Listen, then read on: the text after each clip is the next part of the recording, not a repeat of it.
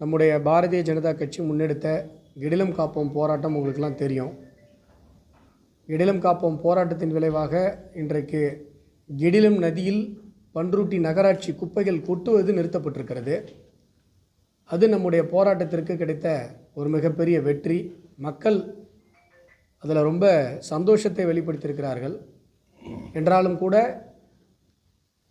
அரசு அமைதி பேச்சுவார்த்தையில் நமக்கு வாக்களித்தபடி 30 நாட்களுக்குள்ளாக கெடிலம் நதியில் இருக்கிற எல்லா குப்பைகளையும் அள்ளி நாங்கள் சுத்தம் செய்கிறோம் என்று சொன்னார்கள்.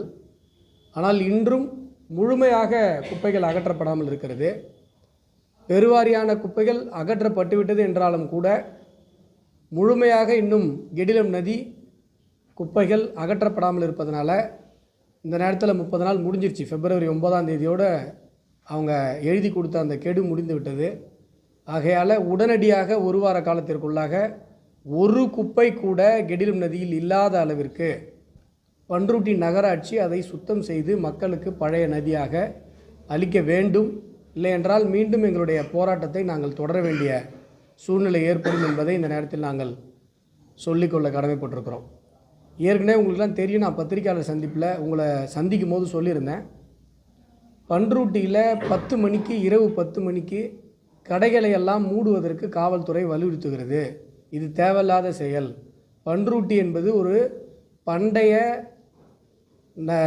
ஒரு வாணிப தலைநகரம். அதனால தான் பண்ருட்டி, பண்டூர்னா பழமையான ஊர், பண்டமாற்று முறை நடந்த ஒரு ஊர். அதனால தான் பண்ருட்டி, பண்டூர்னா பழமையான ஊர்னு அர்த்தம்.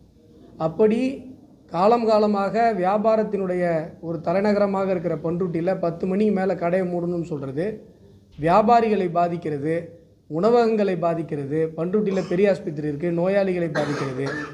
அதனால் 10 மணிக்கு மேலே கடையை மூட சொல்லி காவல்துறை வலியுறுத்தக்கூடாதுன்னு நம்ம ஏற்கனவே சொல்லியிருந்தோம். ஆனால் இப்போ பாருங்கள், தொடர்ந்து காவல்துறை 10 மணிக்கு மேலே கடையை போட்ட சொல்லி கம்பல் பண்ணுறாங்க. ஆனால் தொடர்ந்து திருடு நடந்து கொண்டிருக்கிறது. உங்களுக்கு தெரியும், 2 தினங்களுக்கு முன்பாக கூட நகராட்சியில் 4 ரோட்டுக்கு பக்கத்திலே ஒரு திருடு நடந்திருக்கு.